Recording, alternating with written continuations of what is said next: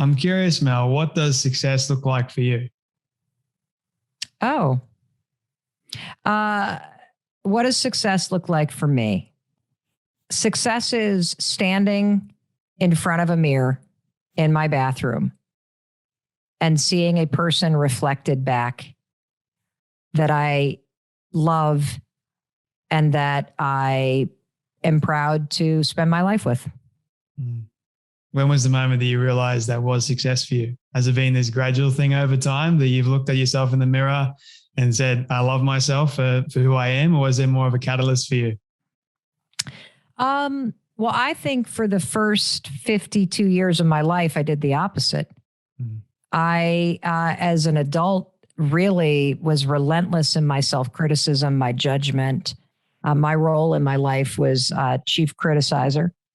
And I did not have this realization about the profound power of, first of all, sort of self-acceptance, because you can't actually get to the profound power of self-love until you walk through the gates of self-acceptance. Yeah. And for most people, they don't even get there because the habits of self-rejection and self-criticism and self-hatred are so entrenched, and it's actually become so casual and so subconscious that you don't realize just how relentless the beatdown is in your mind. And that was me.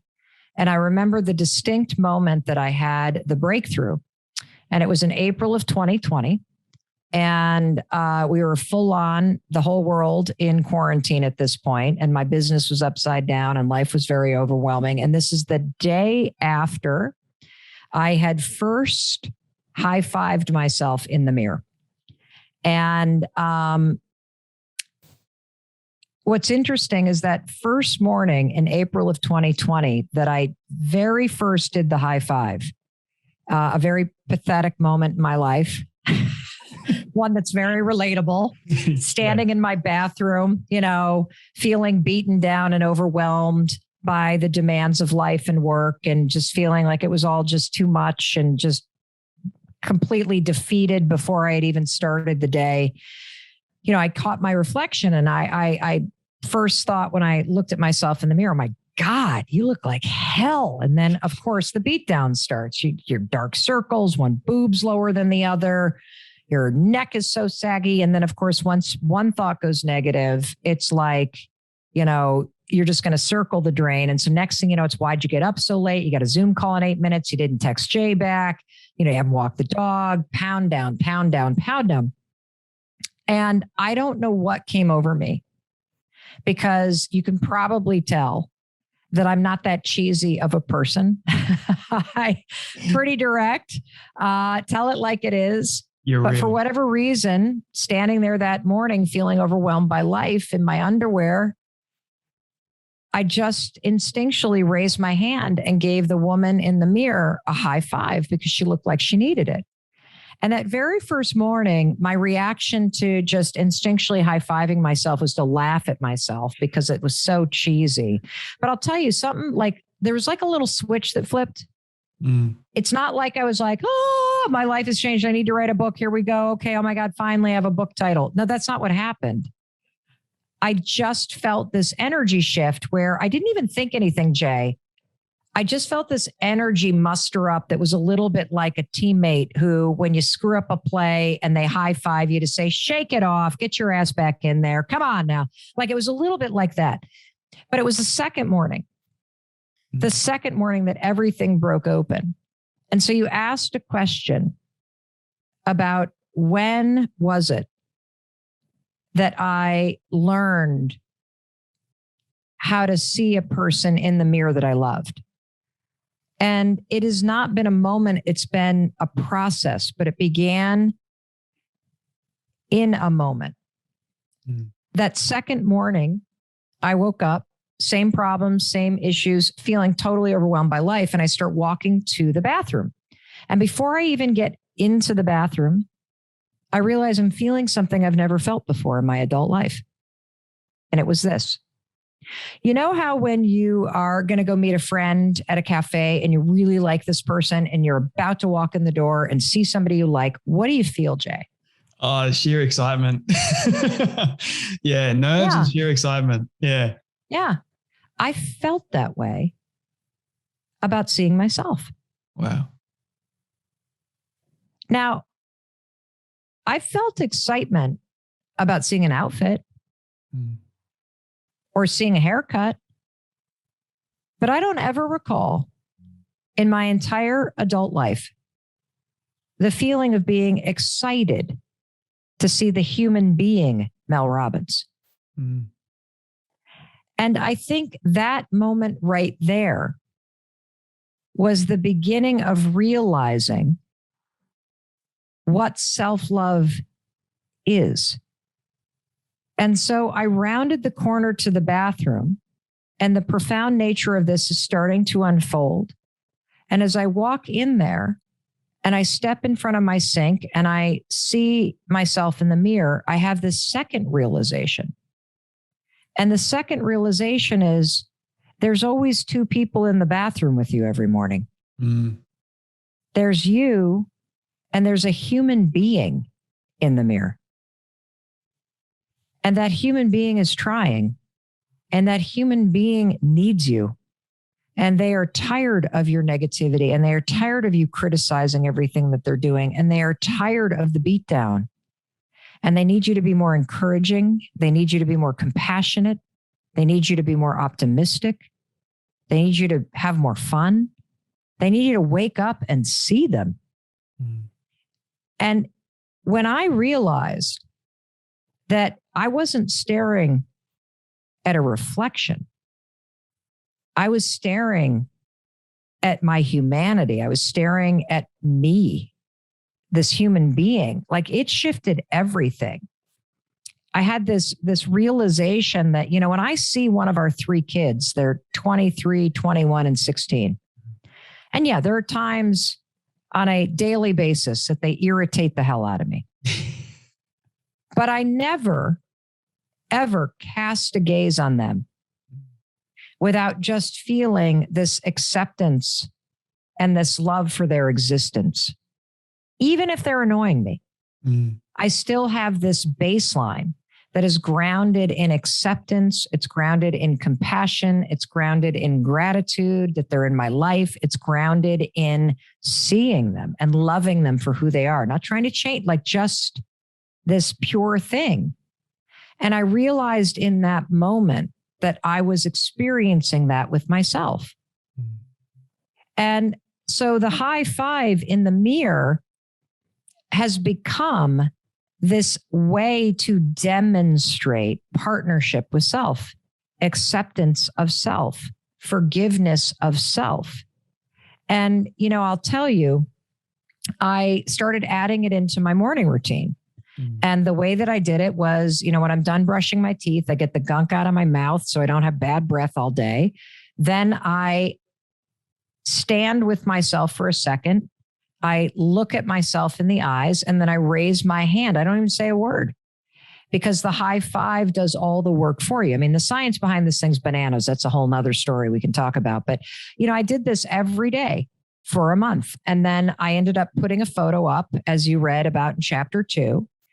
I didn't put any instructions on the photo. It's just me with my retainer in and a high five in the mirror. And within an hour, more than 100 people around the world had high fived themselves in the mirror and posted it online. And that's what made me go, oh my God, maybe I'm not the only one who feels defeated. Maybe I'm not the only one who needs a little encouragement. Maybe I'm not the only one who feels alone. Maybe I'm not the only one who feels like some days I just can't deal with the demands of my life.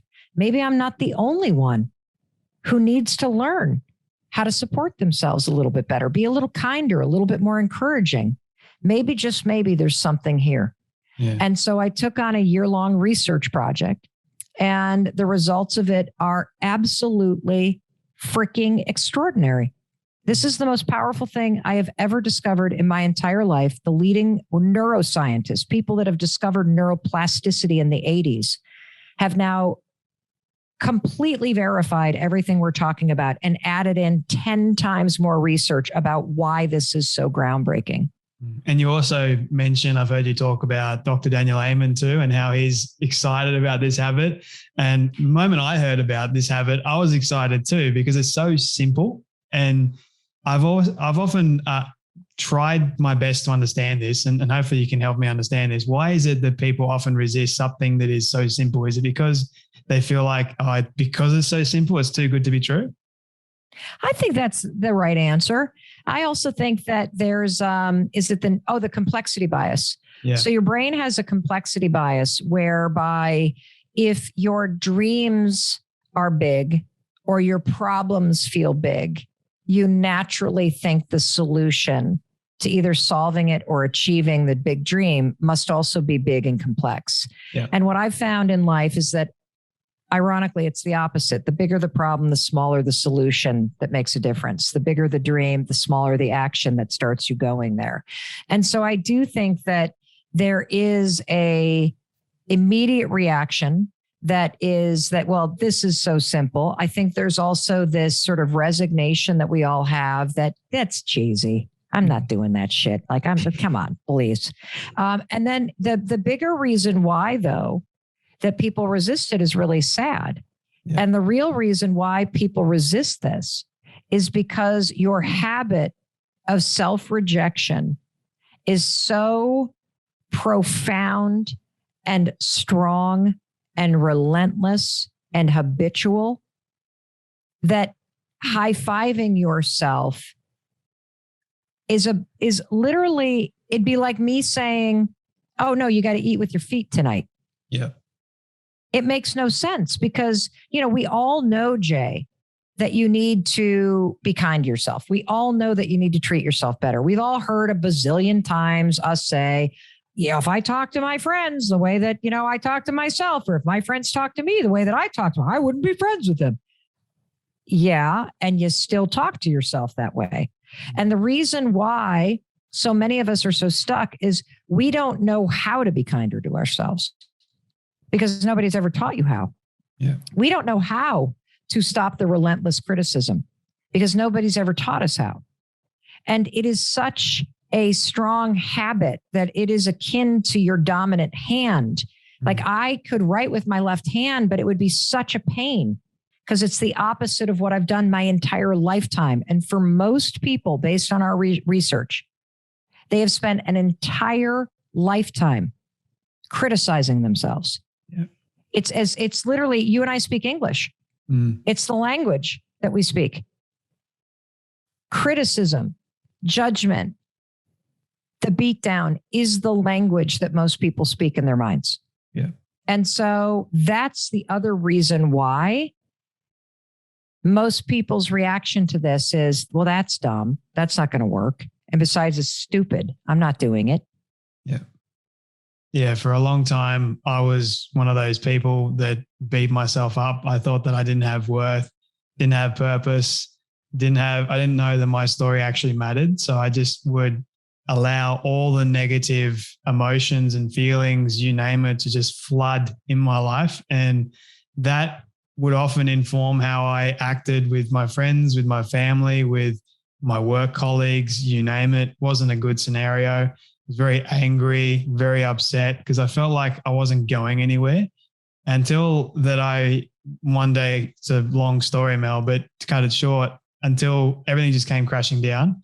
And I started to ask myself those difficult questions that many people often avoid and really started to dig deep into who is Jay? Who am I really? Like, what is my purpose? And then it's like, well, you were talking about how you had that moment of realization. I call it like the old light bulb burst and the new one was quickly put in its place. And it was like shining brightly and it finally all made sense. It's like my story has value. I was born with a purpose. I don't have to go and continue to chase this thing. I am enough right now. And I love your message, especially because it speaks to this very thing of you do have value. You are enough and you should love yourself every single day, no matter what. Yeah. And, I knew all that. And yet I had no idea how to do it, Jay. Yeah. I was on the outside. You would look at me and say, wow, that Mel Robbins is such a positive, loving person. I was to everybody else. Oh, wow. That Mel Robbins, she is wildly successful. Yeah. Because I was relentlessly trying to prove to myself that I had value. I had married worth with achievement, like so many of us do. Yeah. And we do it because when we were little, you got positive attention and praise when you did well in school, when you made the sports team. It got conditioned into you to believe that you are only worthy when you are doing something that makes you feel worthy. Yeah. And so we get all these mixed messages. And so I didn't know how to do those things, Jay. I would stand in the mirror, having self-published a book, selling 2 million copies and be like, it's not enough. What's next? Oh, the Audible thing's number one, not enough. And the reason why is I had not fixed the core problem that every human being struggles with. And it is self-rejection. Yeah. That is everybody's core problem. And I didn't even know how deeply of a problem it was until I discovered the high five habit and started to practice treating myself differently. Because here's the thing that is so interesting based on the research. You cannot change a habit of self-rejection and a habit of self-hatred by telling yourself you're worthy. You cannot do it by telling yourself you love yourself. And the reason why is your actions for your entire life have demonstrated the opposite. Yeah. And so your brain goes, no, you don't. You don't think you're worthy. Stop saying that crap. You don't believe that. And so your brain rejects it because it's been programmed based on your own behavior.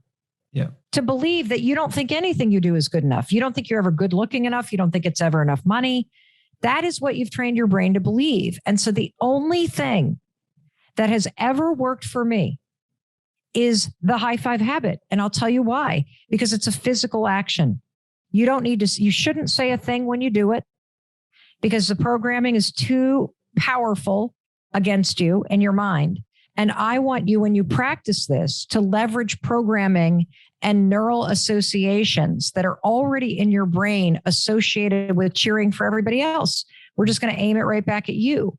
And so the huge transformational power of this is that because most of us have either watched other people high five one another in sports or in road races, or we've watched videos of teachers high-fiving kids as they enter the classroom, or we have experienced high-fiving people that we love or high-fiving teammates, or we have experienced somebody else high-fiving us, that behavior and the positive association and the neural programming and the wiring in your nervous system is already in your body, mind, and spirit. We are just going to aim all that stuff back at your own reflection. And so what we're doing with the physical action of high-fiving the mirror is you are every single morning shutting down the critic. You are demonstrating that you see yourself and you care about yourself. And over a short period of time, based on the chemical releases in your brain, based on the nervous system wiring that gives you a celebratory jolt, and based on all the positive programming that you have in your mind already affiliated with a high five, you literally reset your default programming back to the way that you were born. Because the bottom line is, none of us came out of the womb beating the heck out of ourselves. None of us as toddlers stood in front of the mirror and were like, gosh, my thighs are fat. I better not go to kindergarten today. We were wired for love. Yeah. We were wired for self-acceptance. Yeah. Life taught you to hate yourself. Yeah. And I'm telling you, through the habits in this book, and by adding a high five to your morning routine, you will tap back into something that is core to who you are, which is self-love and self-acceptance. Yeah. How does the high five habit help people that are dealing with trauma? It's a great question. So, number one, let's talk about what happens when you do it. So how it helps with trauma is that we're going to unpack trauma at several layers. Yeah.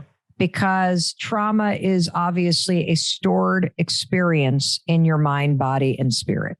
Yeah. And what happens for a lot of people with trauma is that when you stand before yourself in the bathroom and you look in the mirror, a lot of people with trauma that is not been healed or is not being healed, is you see the trauma as evidence that you're damaged, that you're unlovable, that you're a bad person, that nothing's going to work out for you, that you're not good enough. And so you thereby see a person that isn't worthy of the love that you desire. It's why you're seeking it in relationships and you're seeking it outside of yourself, because internally you see the trauma not as evidence that you've survived something, which means you deserve a high five, but evidence that you're damaged so you don't. And so the high five in the mirror becomes an act of healing. Yeah.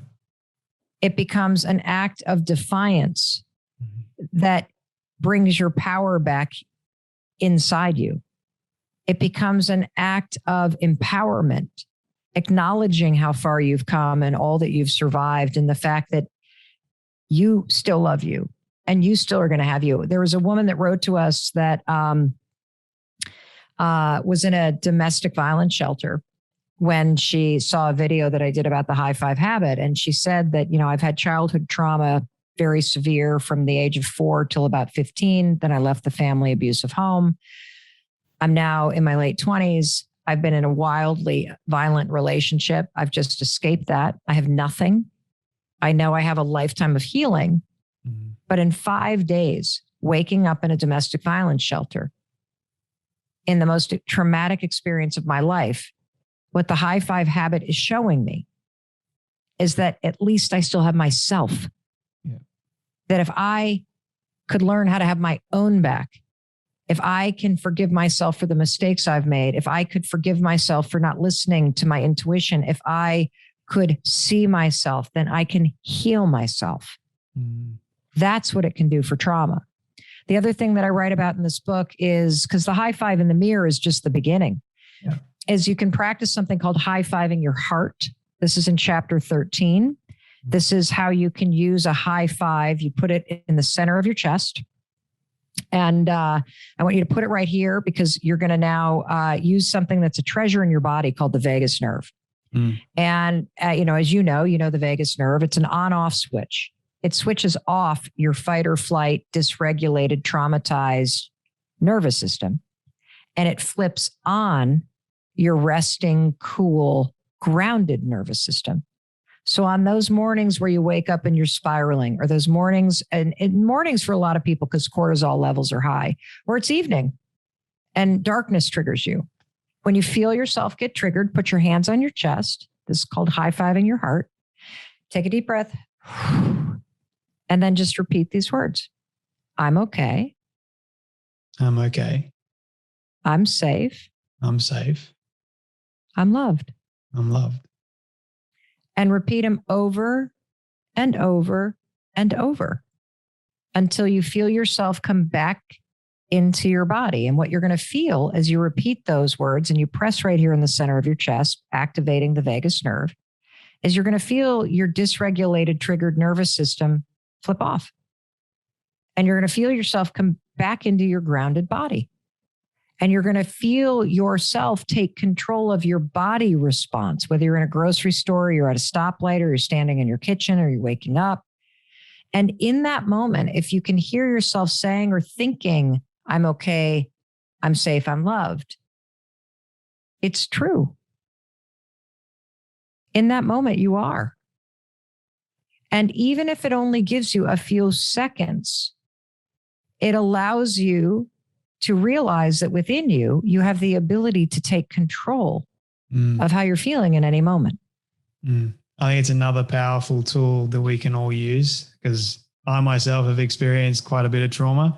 So I'm a morning person, get up at 4 a.m. in the morning. People say that I'm crazy, but I do it for a specific reason. And I have a philosophy in my life that if I can beat the sun, which is constant every single day, then no matter what comes my way during the day, I can beat that too. And it's setting myself up for some positive habits like exercise, like prayer and meditation, the high five habit now as well that I do. All these things, they're all in my repertoire, my toolkit for success in combating any of those horrible things that do come my way, stressful times, you name it. What have you either learned about yourself or experienced by adding a high five in the mirror to your morning routine? I think it's what I've noticed more recently actually is it makes me smile, number one. Number two, it makes me like when I do those words and at the end when I get to "you are loved," it actually makes me feel like, hang on a minute, I am loved. It puts me in that, once again, reminding state that I am loved. And it helps me whenever I'm going through like a difficult, stressful moment of the day to just stop and reflect and say, Jay, you high-fived yourself in the morning. It's going to be okay. This is nothing. So that's what it's helped me do. Yeah. Well, I'm sure you loved the study in the book in chapter 2 about NBA teams. And most people love this study. But basically, if you think about it, the reason why you smile, by the way, is because anytime somebody high fives you, your brain gives you a drip of dopamine. Yeah. And your brain does not know the difference between you high fiving yourself in the mirror and you high fiving me. And so, when I say the programming, you're smiling and everybody feels a lightened mood, even on the worst mornings, because your brain is giving you dopamine. The second reason why you feel more assured is because your body instinctually is wired for gestures of celebration. And so, like when you cross a finish line, what do? High five. Arms immediately go up, right? Yeah. Arms up. When you wave, arms up. When your favorite team scores, arms up. When your favorite band comes on the stage, arms up. When you surprise somebody, arms up. And so the arms up is a celebratory gesture. And so the reason why you leave the bathroom feeling a little more empowered is your nervous system just gave you some of that associative programming that gave you a jolt of vitality. Now, when we take this into the research lane, researchers looked at the NBA basketball teams here in the United States, and they were curious, researchers at Berkeley University, what is it that are the habits of the teams that have the best winningest records? And they discovered that there are habits present in the preseason that are present for all teams that are winning. And they're not present for the teams that have terrible records. And the habits were this. The teams that have the best records at the end of the season also have the most number of fist bumps, pats on the back, and high fives during the preseason. And the reason why this habit of encouraging gestures correlates to a winning record is because these aren't just gestures, they're demonstrations of trust and partnership. Yeah. The teams that do the worst have the least number of these. No fist bumps, no pats on the back. Everybody's in it for themselves. And you can see it because they make selfish moves, selfish plays. The team's not wired together. And I'm here to tell you that the reason why you feel that sort of carry through in your day is because the high five is creating partnership with yourself and trust within yourself. And it gets sealed in your mind. Which, you're not we've had more than 130,000 people go through a 5-day high five challenge in a matter of 26 days from 91 countries. And so many people report that throughout their day, they also can reflect back to the high five in the morning. Again, because the neural association with a high five is so pounded into everybody's brain, regardless of where you grew up, regardless of the culture that you grew up in, you have witnessed these things happening in culture. And so it's just programming that we're activating to help you. And here's what I've noticed. This is the biggest thing, everybody. And it's this. I mentioned the fact that, I was such an achiever because I thought that that's what made me worthy of love. And so many of you will stand in front of the mirror and you'll feel resistant to doing this because you'll say, but I didn't go to the gym today. But I didn't get up at 4 o'clock. I hit the snooze button. Should I still high five myself? And the answer is yes. especially on those days, because the high five isn't something you earn. It's something you deserve and need simply for breathing. If you can stand there and be here another day and you're still pushing forward and you're still trying and you're not getting it right, you're still trying. You not only deserve a high five just for your existence, you need one. It is the most empowering force on the planet to feel seen, to feel encouraged. And I want people to understand that when you start to practice this and demonstrate it to yourself, it not only changes how you see yourself and how you feel about yourself, it changes how you operate out there. If I like myself, it doesn't matter if you like me or not, Jay. It might sting a little bit because I want you to like me, but it won't change the fact that I still like myself. You know, if I am really treating myself with respect, I won't allow somebody else to treat me with disrespect. Yeah. Because I demonstrate every morning that I respect myself, and that becomes the new baseline. We let so much crap slide with other people because we don't even treat ourselves with acceptance and respect. That's why we're looking for it outside of ourselves. And, you know, one more thing that I'll say is after more than a year of doing this, I don't even need to high five myself. I still do it, but I don't need to. And I'll tell you why. It wouldn't even occur to me at this point to criticize myself. Because I don't see a body. I don't see a face. I see a human being who's trying. It is reset my brain in the most beautiful and profound way. Now, do I still get pissed off when I'm number 2 on the New York Times? Of course. But that's not pissed off at myself. And the recovery from that is almost instantaneous. Yeah. Because I have a new resting default that's optimistic, that's encouraging, that's compassionate. The resilience factor is through the roof. It's really unbelievable. And so for those of you that are high achievers, like it has not changed how competitive I am. It has not changed the game that I am playing. It has made me better at it. Because when you're constantly focused on what's going wrong, you're going to hate what you're doing. You're going to feel beaten down. When you can celebrate all the little wins around you and get pissed off for 2 seconds about number 2 and then move on, you have more joy, more contentment. You play a bigger game. You feel more motivated. You make a bigger impact. We have it reverse. You think that you got to have all the money in the world and then you're going to be happy and satisfied with yourself. Not true. Treat yourself with respect and encouragement now, and you will feel empowered to go do all the things that create all the wealth that you need and all the impact you want. Very true. What if you looked at your evenings as an opportunity to not only wind down your day and find a little time for yourself and do a few simple, I'm talking crazy, easy things that will help you wake up feeling refreshed and empowered to attack the day. Nothing that's going to be hard. But I'm going to warn you, when you hear the steps, you might go, oh, for God's sakes, Mel, seriously? I don't need to hear this. This is obvious. I know I waste my evenings on social media. I know I shouldn't have a glass of wine as much as I do. I know I need to go to bed early. I know I should be reading a book instead of just doom scrolling. I know all this. I don't need to listen to this. Well, I got news for you. You need to hear this. So do I. Because common sense isn't so common. And if it's obvious, it doesn't mean that you're actually doing it.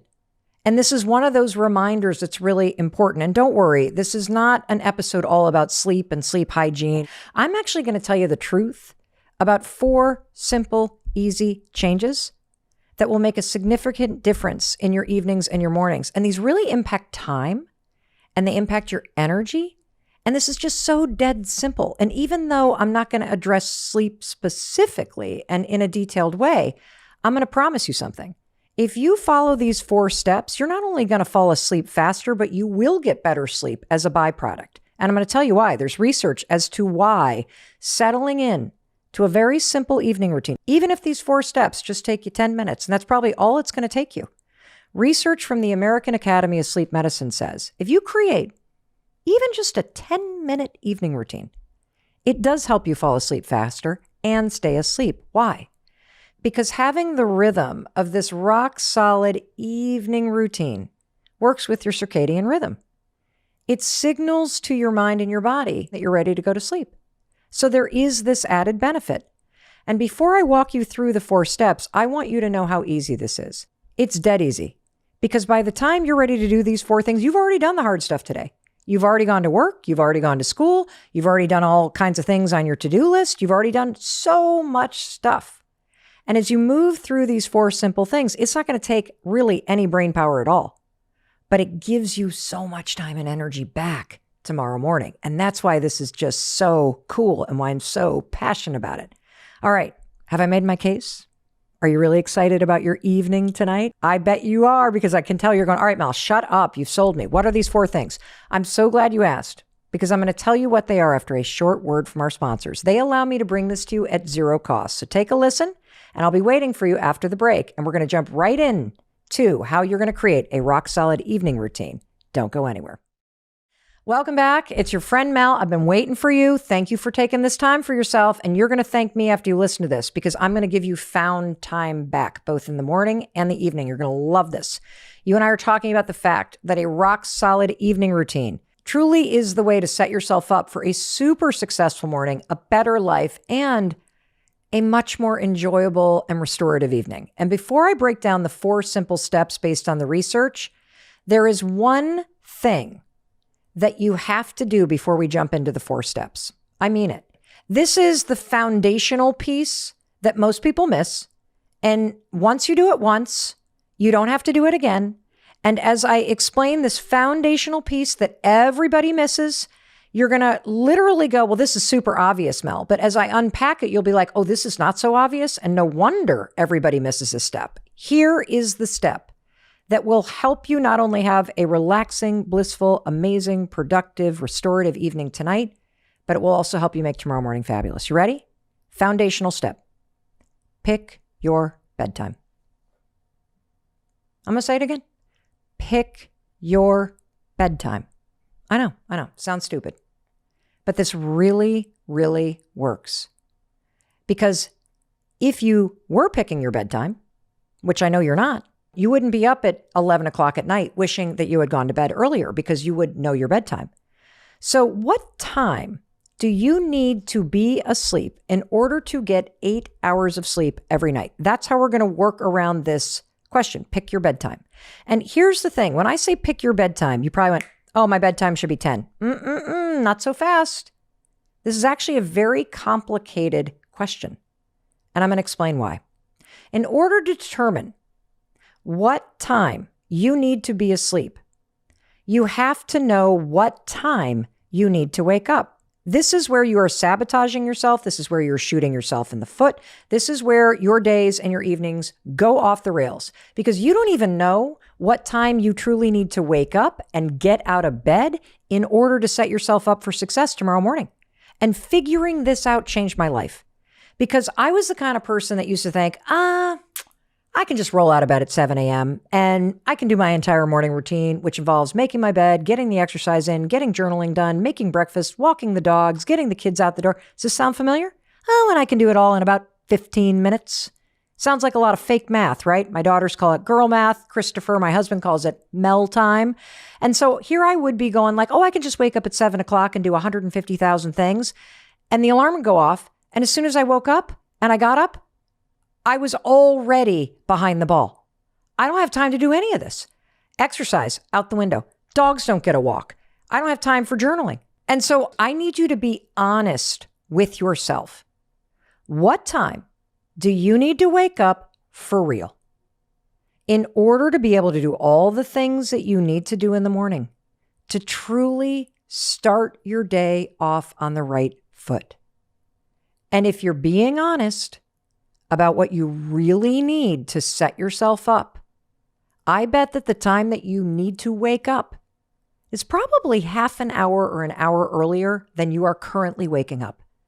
So for me, waking up at 7 a.m. is what I felt like doing. It's what I thought I could do, but it's not what I needed to do. And what I've come to realize is that when I really think about what I need to do in the morning for myself to set myself up to have a great day, I need to get up and out of bed between 5:45 and 6:15 if I want to have enough time in the morning to do what I need to do. And if you're not even honest with yourself about what time you need to get up to give yourself the runway that you need of time, then before you've even laid your head on the pillow tonight, you've already just screwed up your morning routine. So when I ask you the question, pick your bedtime, what I'm actually saying is not when do you need to fall asleep? I'm saying when do you need to climb into your bed? And I'm going to keep on breaking the math down. Here's how you're going to do it.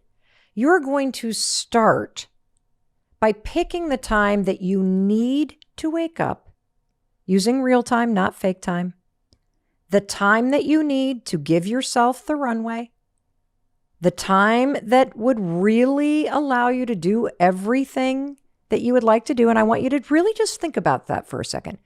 If you were to just imagine the time that you need to wake up and get out of bed so that you had all the time that you need tomorrow morning to do everything that makes you feel like $1,000,000, that makes you feel set up for success and taken care of, what time would that be? Do you have that time in mind? Great. So for me, I have to be out of bed by 6 a.m. And I know it sounds pretty early, but it is what it is. And then once you have that time, and I'm just going to use 6 a.m., you got to roll the clock back 8 hours. So you get 8 hours of sleep. And I realize I'm talking to you like a toddler, but it is what it is. And everybody misses this part. And that takes me to 10 p.m. And that's not your bedtime, by the way. 10 p.m. is when you need to be asleep by. So if you need to be asleep by 10 p.m., now let's get to answering the real question. When are you actually climbing into bed? I don't know. I can't answer that for you. How long does it take you to fall asleep? Are you the kind of person that can basically send a text at 9:35 p.m. and you're asleep at 9:37? Or are you the kind of person that needs to get in that bed at 9 because it takes you an hour of reading a book or laying there or meditating or whatever it is that you need to do in order to drift off to sleep? So when I say to you, pick a bedtime, I'm not talking about when you feel like going to bed. I'm not talking about when you need to fall asleep. I'm talking about when do you need to crawl in between those sheets and start that wind down process. And that is personal to you. My husband, for example, that man, literally, as he is laying his head on the pillow, I think the man is snoring and sawing logs right as his head is hitting the pillow. That's how fast the man falls asleep. For me, it takes somewhere between 5 and 25 minutes to go from climbing into bed and getting all settled in and getting my book out. There are some nights I'm so tired, I can barely read. I turn off the light, I go to sleep. There are other nights I read a little bit longer. And so what does this mean? This means that in order for me to be out of bed by 6 a.m. and get the sleep that I need and that you need too, it means my bedtime is not 10 p.m. My bedtime is somewhere between 9:15 and 9:30. And the reason why I'm getting granular and maybe a little irritating is because if you don't get this right, if you don't pick the right bedtime for crawling into your sheets, you will never actually be able to build a rock solid evening routine. Because everything that I'm about to explain to you now builds to this point. Falling asleep is critical to you getting great sleep. And understanding what it takes to fall asleep and then giving yourself that amount of time and building an evening routine that leads up to that and builds momentum to it, that's essential. And there's more research here. This comes from Dr. Rebecca Robbins. She's a scientist at Harvard Medical School in the Division of Sleep Medicine and Circadian Rhythm Disorders. Her research shows that by having a consistent bedtime, for me, 9:15, and a consistent wake-up time, for me, 6 a.m., will help you get better sleep. And it will also help you fall asleep faster. And this is so important from the standpoint of training your brain to help you be a better sleeper. And being a better sleeper helps you have a better morning and a better life. So picking a bedtime when you crawl in between the sheets that truly supports you, critical, element, foundational to your rock solid evening routine and to setting yourself up for an amazing morning too. All right. Now that you know when you need to be climbing into the sheets and when your body needs to be in that bed, 9:15 for me, that's my target. Now you are ready to talk about the 4 super easy steps that you will take every single night to make the night amazing and tomorrow morning fabulous. And step 1, clean up the mess so your morning is fresh. What does that mean? Well, let me bring in a visual that's disgusting, okay? You ready for step 1? Just imagine a toilet bowl. Seriously, you're in the bathroom, you're sitting on the toilet. As soon as you're done doing your business in the bathroom, what do? Well, you stand up, you turn around, you flush the toilet. Of course you flush the toilet. Why do you flush the toilet? I'll tell you why. Because you don't want to leave that mess in there for someone else or for yourself when you come back in. I mean, that would be disgusting. You clean up the mess so the bowl is fresh. You want to do the same thing every evening.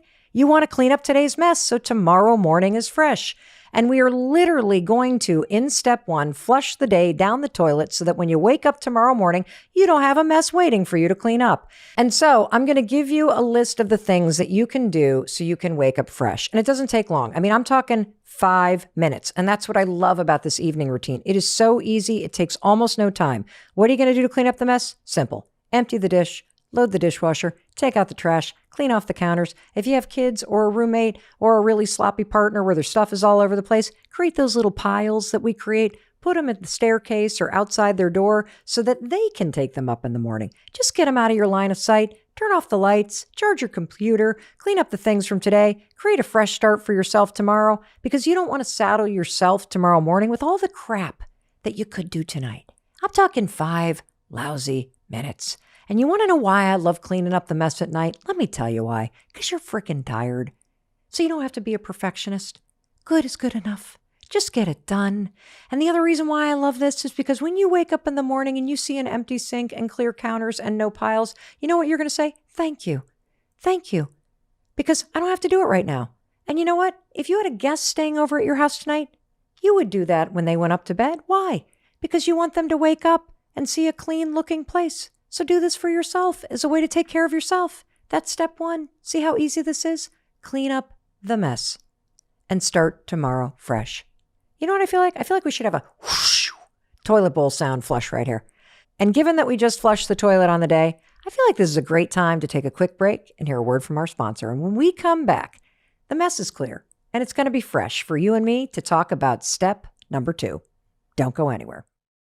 Welcome back. It's your friend Mel, and you and I are breaking down the 4 steps on how you create a rock-solid evening routine and set yourself up for success. And the reason why this matters is because it will improve your health. It'll make you feel more successful. It'll change how you feel. It'll make you wake up and feel more in control. And it will also help you have an evening where you make the best use of the time while you're tired.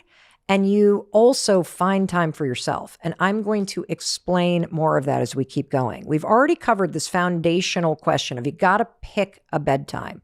And that is when you are crawling into those sheets, okay?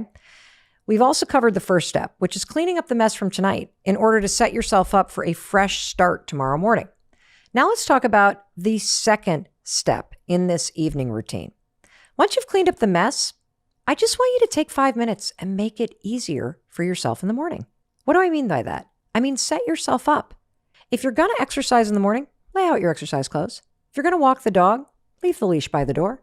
If you're going to try to drink more water, fill up the water bottle and put it in front of the coffee maker so it's waiting there for you like a little gift.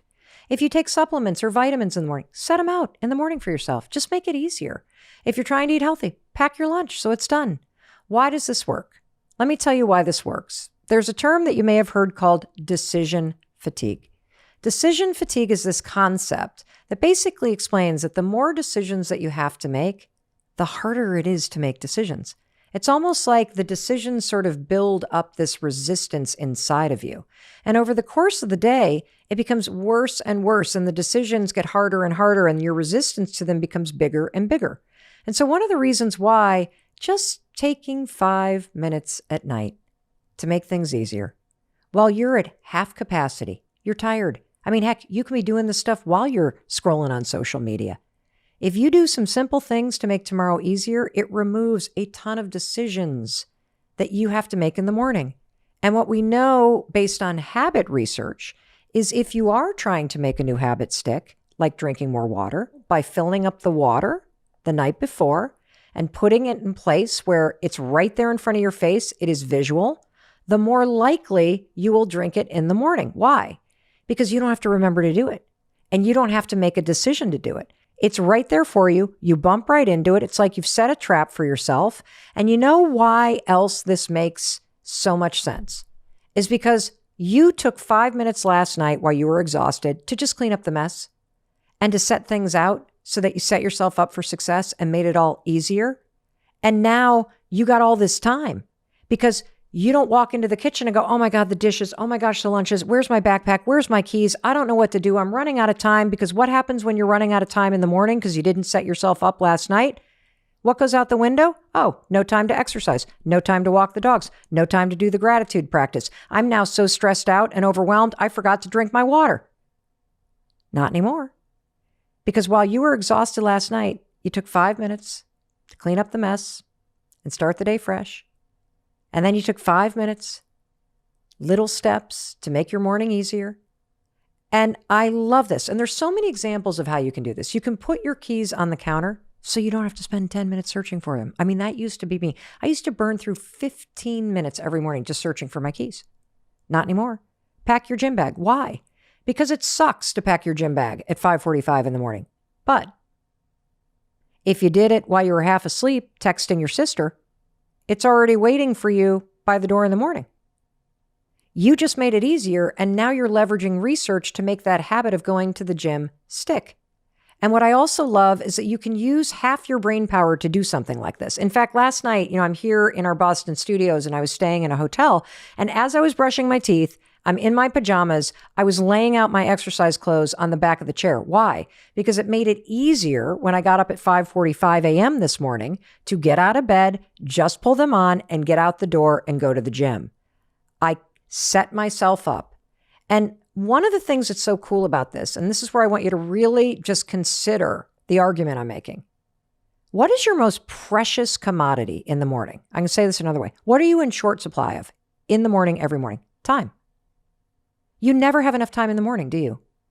So by taking just a couple minutes at night without a lot of brain power and making the mess go away and setting things out to make things easier for you tomorrow, it's like a double gift.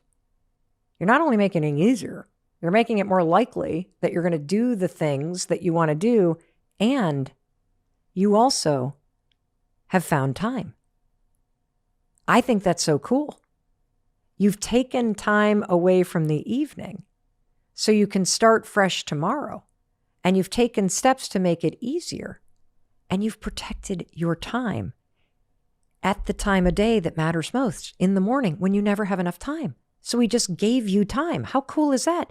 And so now you're going to have the time to do the things that you want to do. And that brings me to the third step, which is take 5 minutes for yourself. 5 minutes. When was the last time you took 5 minutes for yourself? You and I get 1,440 minutes a day. You deserve 5 minutes at night. Right after you clean up the mess and start tomorrow fresh, and you make a couple moves to make tomorrow a little easier, set yourself up. Take 5 minutes for yourself. Before you give it to the television, before you give it to social media, before you just waste it, I want you to give it to yourself. And it could be doing whatever you want. Like, you could use it to do something. I mean, if you're the kind of person that feels like every evening, this used to be me, I didn't find the time for myself. I have no time for myself. I didn't find the time to work on the thing that I care about.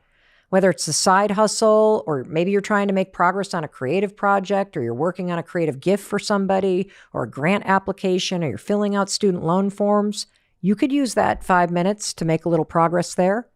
And by the way, you don't have to do anything. This is just time for yourself. You could just sit and be quiet.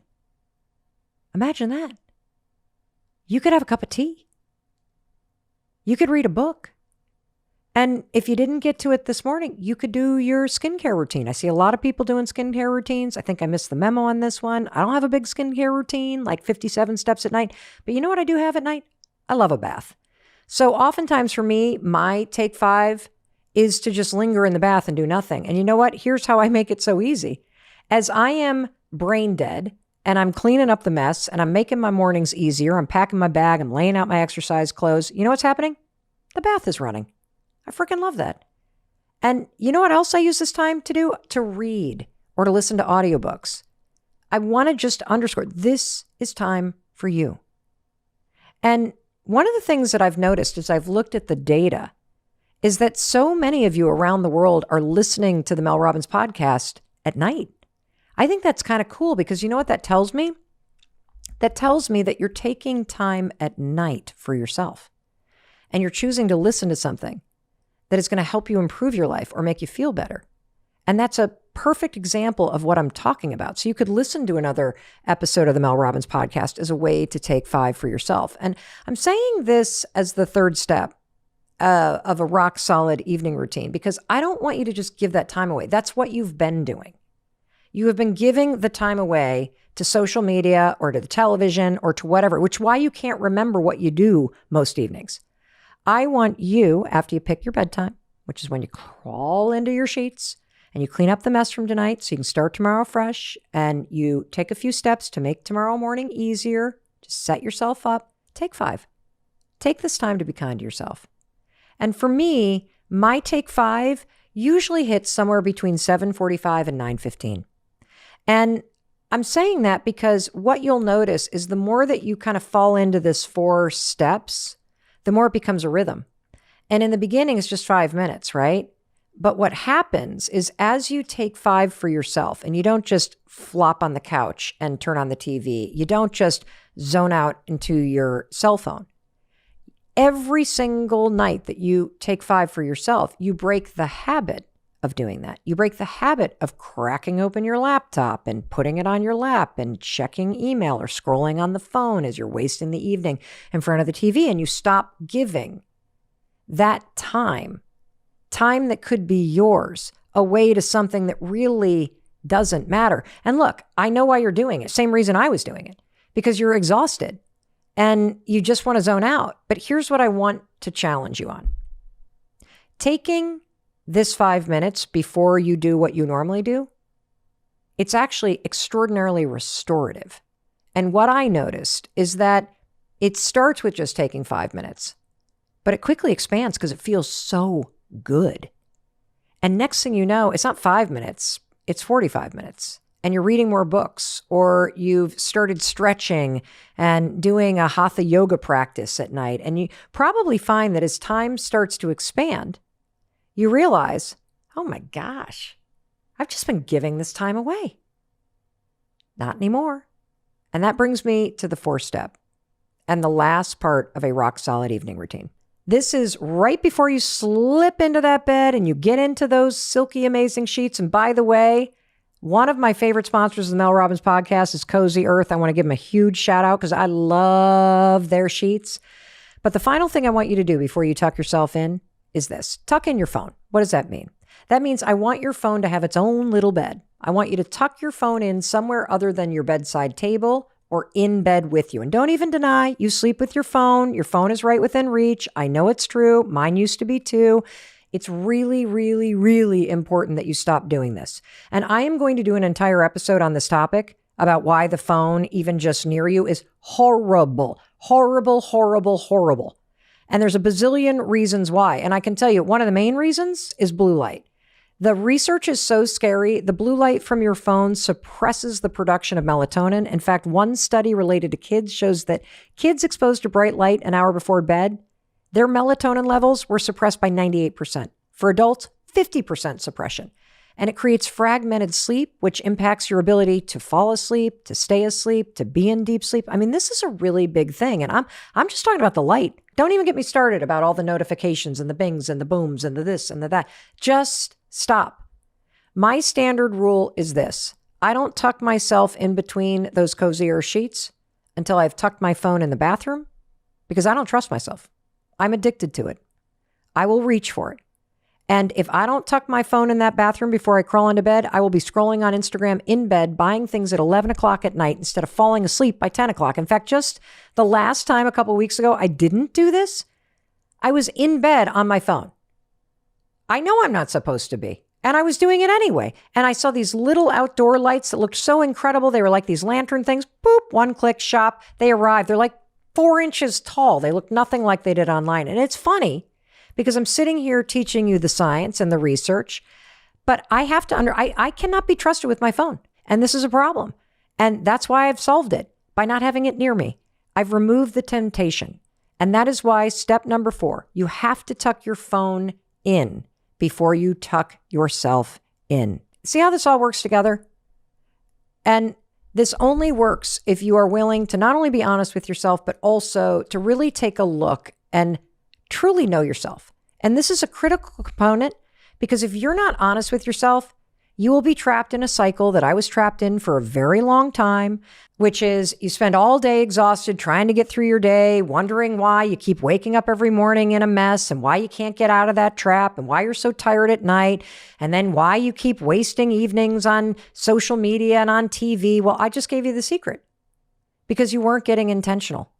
Pick your bedtime and be very serious about it and experiment with it until you kind of settle into this consistent bedtime where you crawl in between the sheets and give yourself enough of a runway that works most nights for you and that gives you the 8 hours of sleep that you deserve.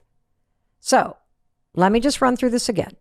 After you cook dinner, clean up the mess so that you can step into something fresh tomorrow. Remember that toilet bowl? Let's clear that day out so you got a fresh new day and you wake up with a lot more time because you don't have to be cleaning up the mess. The second step, just take 5 minutes and set yourself up for success. It's such a nice thing to do. It also helps you have more time in the morning, which I know you need. The third step, take 5 for yourself before you give the time that you have, before you climb into your sheets, to your phone or Netflix. Take 5 for you. Do something that makes you feel good, that's restorative. And what you'll find is that 5 will slowly turn into 15 and then 25 and then 35. And then the next thing you know, you'll find an hour of time that really is time for you. And it becomes a very important part of your life and a way to give back to yourself. And finally, you're going to tuck your phone in somewhere else before you tuck yourself in. Go ahead and try it. Try these 4 simple steps for 4 days this week and let me know what you think. And please share this episode because these are simple steps based on research that will help you or someone you love make tonight be the most relaxing, happy, blissful, or productive night that you've had in ages. And it will absolutely set you up to wake up tomorrow morning and feel supported, refreshed, and awesome. I'm going to teach you 3 steps to create more synchronicity, to tap into this extraordinary power that you have, to create more success, to experience more meaning. And so let's just start with, what is synchronicity? Well, synchronicity is basically one of those moments that you just can't explain. They're kind of magical, but you immediately have a moment of synchronicity and it gives you this sense that, wow, I'm being guided, like the universe got its hand on my back. And, I kind of describe these moments like a holy shit moment where you're thinking of your friend from 20 years ago and a minute later, oh my gosh, there they are. They're texting or calling you. Or you're in a business meeting. Have you ever had this happen? You're pitching a new client and you find out that they're from your same hometown. Don't you love that stuff? In fact, that actually happened to me recently too. There's a caterer that I use all the time up here in Southern Vermont. His name is Paul. He works with his wife, Julia. They're absolutely amazing. And he was setting up lunch for our team on a production day. And my sister-in-law, who happens to be my chief operating officer for 143 Studios, she had flown in from the week. And so we were here in Southern Vermont. We're filming a bunch of stuff for you. We are all together. Paul and Julie are catering the lunch, and we're all downstairs in the kitchen. And Paul and Christine start chatting. It turns out, check this out, that Paul and Christine and Julia, they all went to Naperville High School in Illinois and graduated the same year. What are the odds?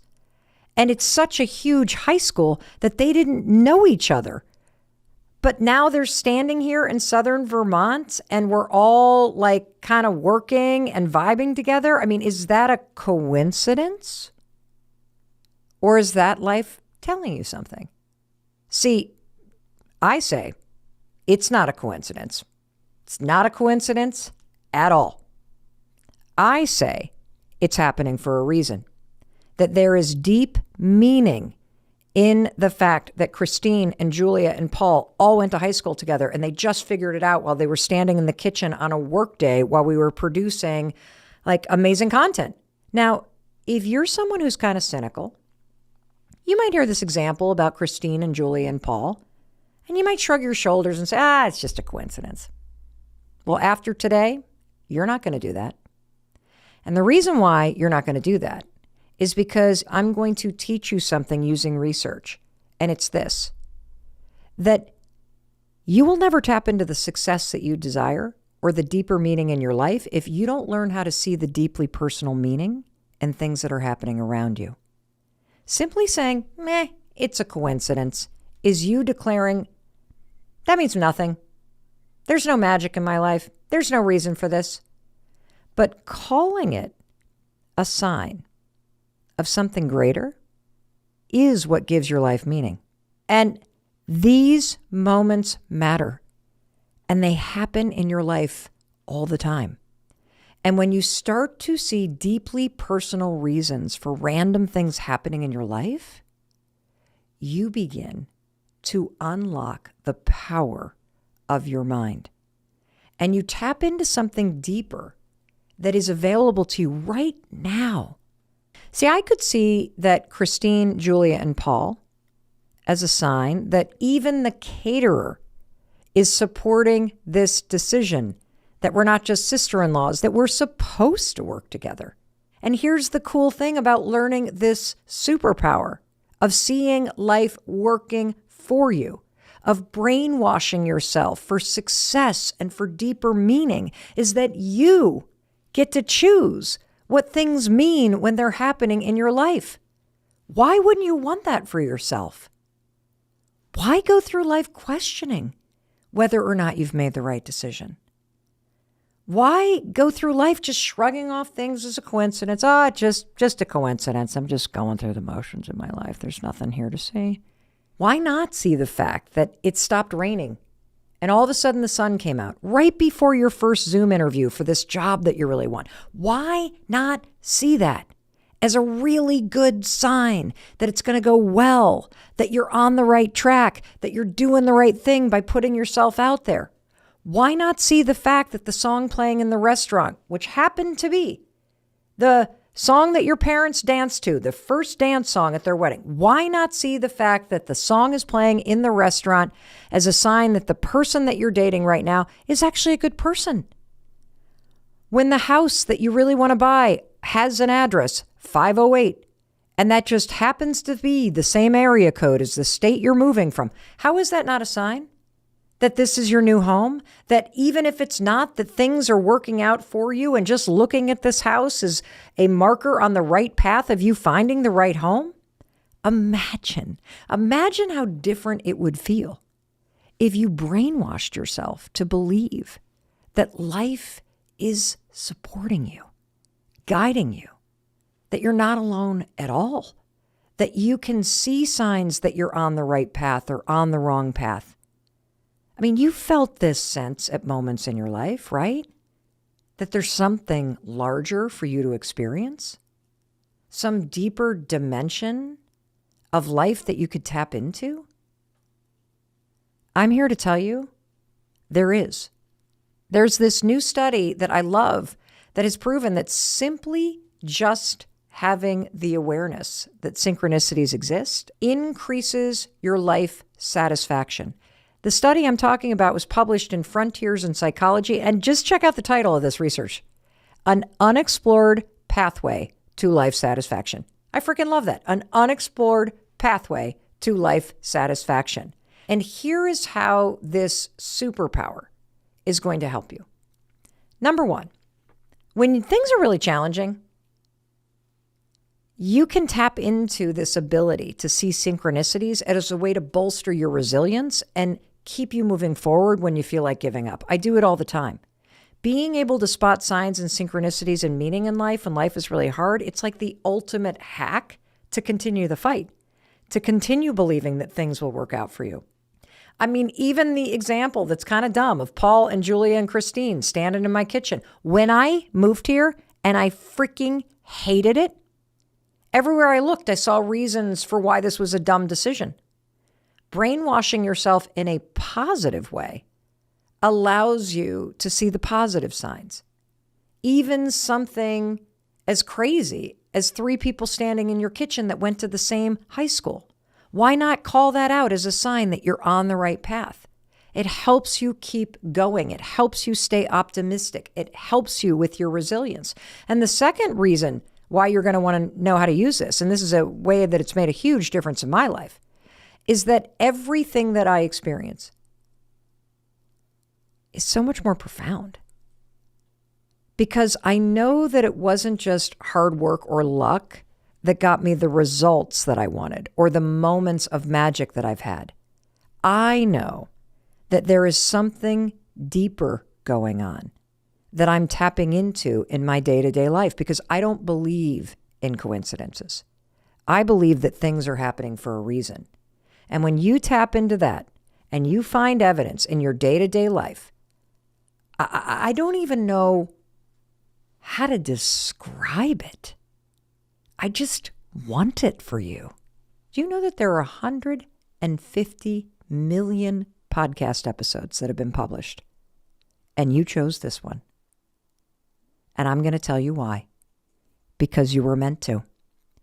And if someone that you love sent you this episode and you made the decision to just click on it and listen to it, it's because you were meant to. So from this point forward, I want you to listen with a level of intention.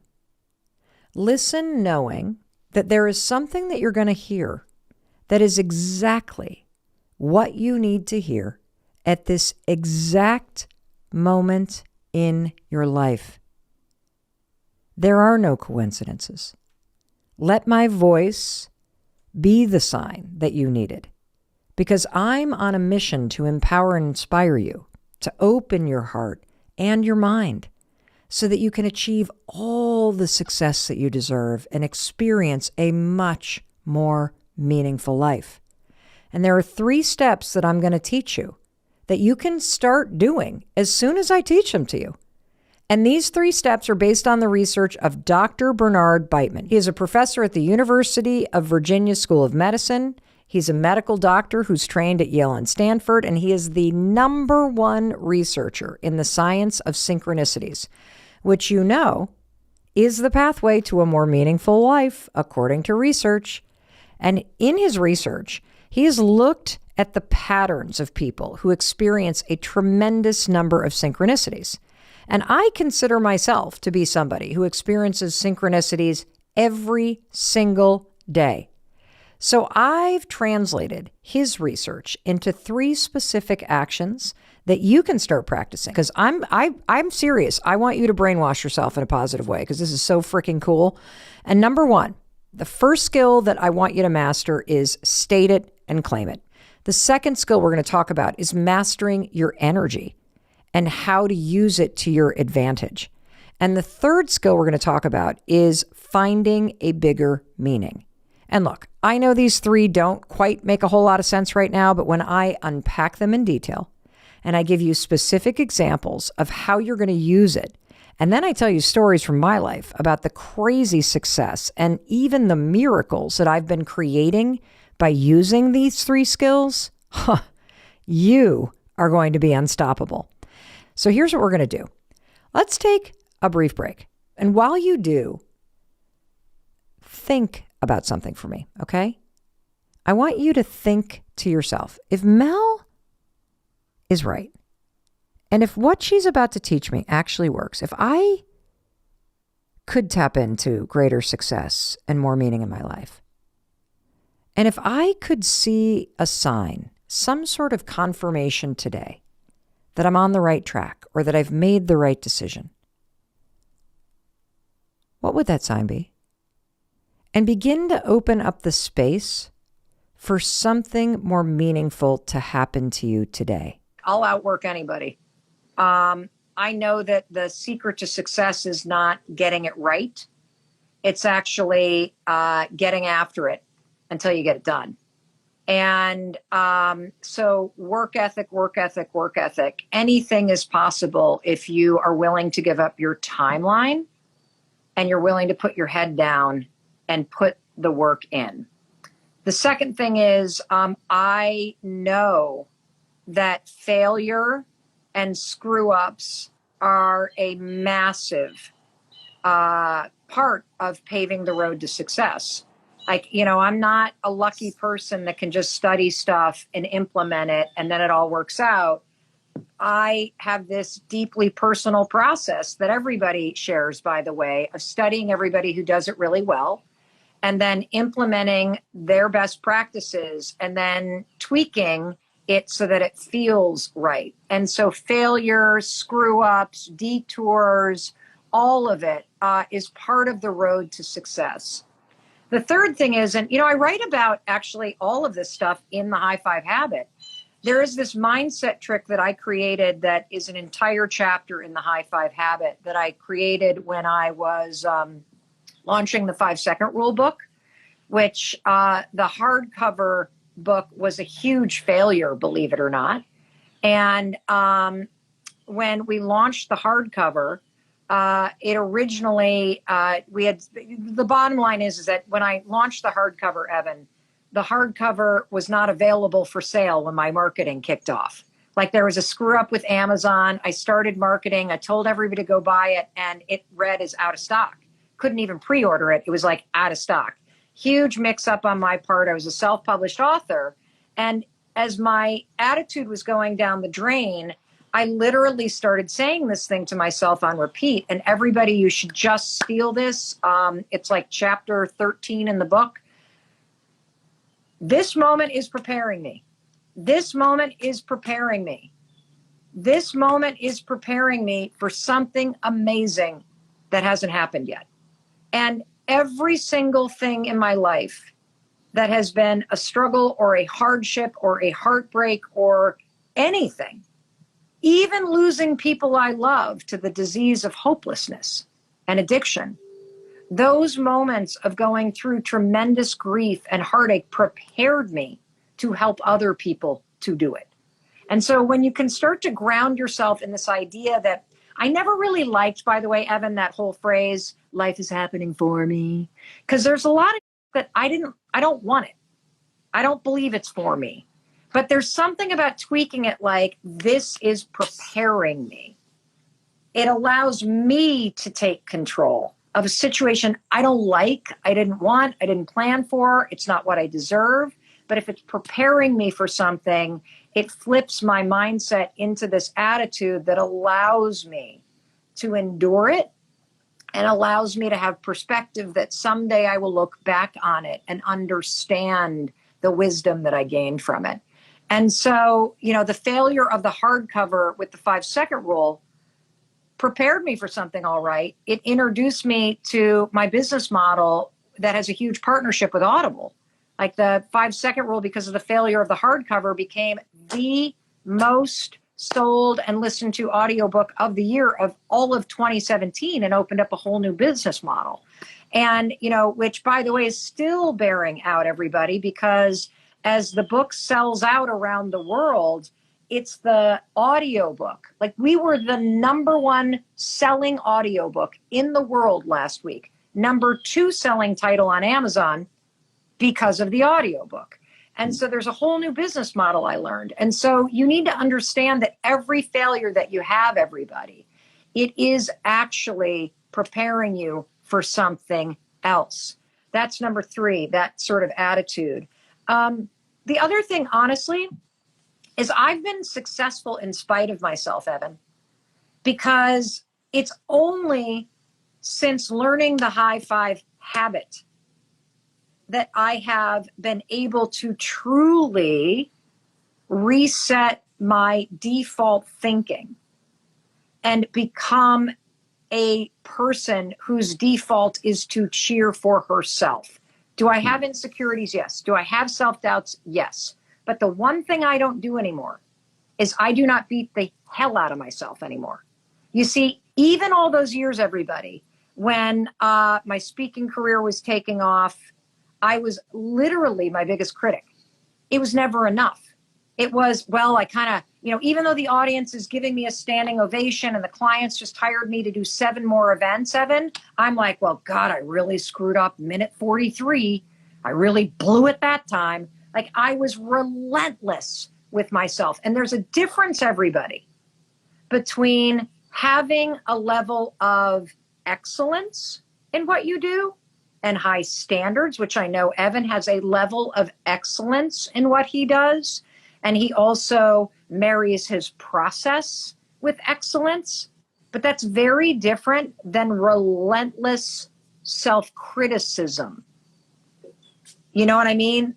And what happens with relentless self-criticism, self-hatred, self-doubt, all of that beatdown is that, number one, you slow down your progress. Number two, you miss opportunities. Number three, you lose inspiration and motivation because everything is a grind. Number four, you have no joy in what you're doing because you are singularly focused on finding stuff that's not going right. And number five, you literally will never be happy and content because you're not allowing yourself to celebrate and empower yourself for all the things you're doing right, which only creates more positive momentum. And it was the high 5 habit, something I created by mistake in April of 2020, that completely changed my habits, my attitude. The reason why this is the most successful thing I've ever done is because I'm different. Using the high 5 habit, I've asked for help. I've gotten out of the insecurity of needing to do it all myself. I'm enjoying the process of it, even though it's kind of a show behind the scenes. Like, this is just the greatest gift in the world because it changes how I experience my life. And that's the biggest thing, everybody. That's the final takeaway in terms of success and why most of you don't have the success you deserve, because you're too hard on yourself. You are focused on what's not working instead of celebrating what is. You're beating the hell out of yourself every day, which is demotivating. If you want to be more successful than you could ever imagine, you must read the high 5 habit. You must start to put these practices in place. You must start to see the good. You must start to flip your attitude when it's going down. And you must be able to use the tools in here to become somebody that is supportive, encouraging of yourself. I love it. And just to speak to your willingness to ask for help, as well as just the work ethic, back in Napa, one of our field trips was to go hot air ballooning. And you and I are both afraid of heights. It's like, okay, we're in the same balloon together. And it was like a half hour, 45-minute ride to get there. And Mel's sitting next to me. And we're in this little van. And she pulls out her notebook. She's like, okay, Evan, tell me everything that's wrong with my YouTube channel. I don't have the answers, but I'm going to take notes. I'm going to make sure that this happens. So be honest and tell me, like, rip it apart. It's like, okay. And we did a jam session all the way up. And so I love how you are constantly trying to learn and maximize the time. And even if it's something that is, you're not going to be the one updating thumbnails and tweaking titles. And even though you don't fully understand it. We were today. There we go. I love it. Yep. But no, I think that's it too, Evan. And you're like this. Thank you for the compliment. You're the exact same. That's why you see it in me. We are both learners. Like, I think this is the greatest thing in the world, everybody. To, like, of course I want to update thumbnails and obsess over titles because that's the art of this. And unless you're willing to be a student of what you're doing, you'll never be able to teach the things that you've learned. And so, I think that, Evan is such a student of his craft. It's why he has so much success. And he's having a lot of fun because he brings a student mindset to what he's doing. Mel, would you fill in some of the blanks for the last 1 or 2 humans listening to our podcast around the world? Give us a quick condensed version of the highlights of your career and what led you to write this recent book called The High 5 Habit. Well, it's interesting because when I hear you list off all these things that I've done, there's a part of my mind that fills in a blank, and it's saying, who is he talking about? Like, I literally feel kind of disconnected from the amount of stuff that I've done. But, I think that one of the things that's really unique about me is that my brand of personal development and transformation and inspiration typically requires me to either fall in a hole or dig one for myself. Personally, professionally. And it's when I hit a low moment and I realize, oh my gosh, no one's coming to solve this for me.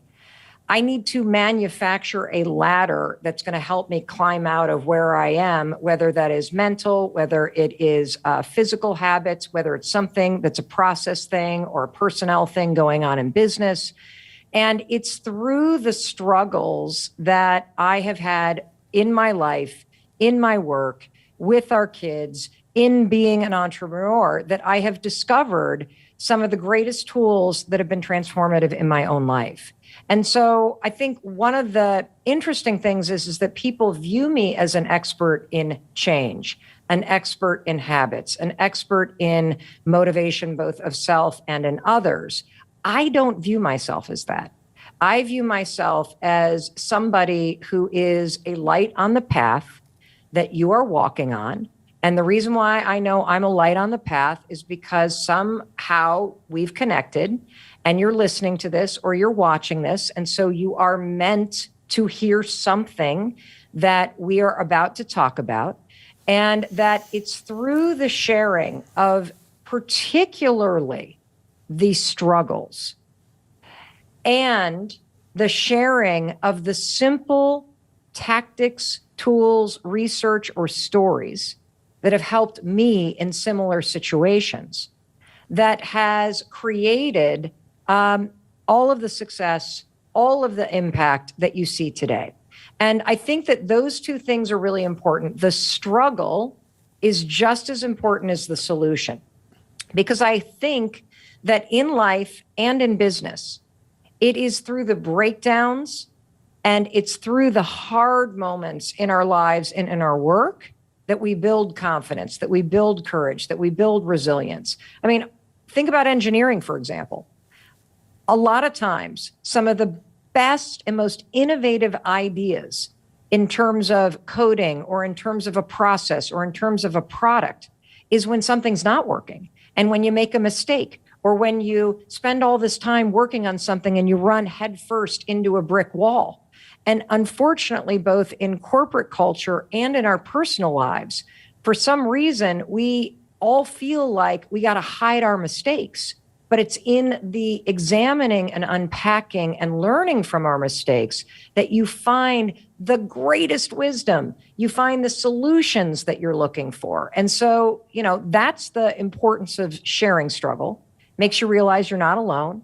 It pulls the stigma and shame away from making mistakes, which is the only way that you innovate. It's the only way that you keep moving forward. And then the solutions are important because they give hope, they give a plan, and they give tactics.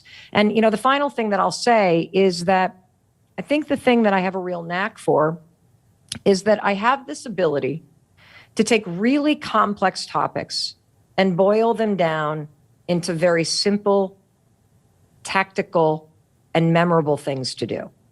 And what I've found over the course of my life is that we all make a major mistake. And the major mistake that we make when it comes to changing anything is that we believe that just because the problem that we're facing is big, or the dream or goal that we have is big, that somehow the solution is also big. And I have found it is the exact opposite. The bigger the problem, the smaller the solution. The larger the goal, the tinier the tactic will be to get you started and keep you moving toward it. Hey, it's Mel. Thank you so much for being here. If you enjoyed that video, by God, please subscribe because I don't want you to miss a thing. Thank you so much for being here. We've got so much amazing stuff coming. Thank you so much for sending this stuff to your friends and your family. I love you. We create these videos for you. So make sure you subscribe. Mwah.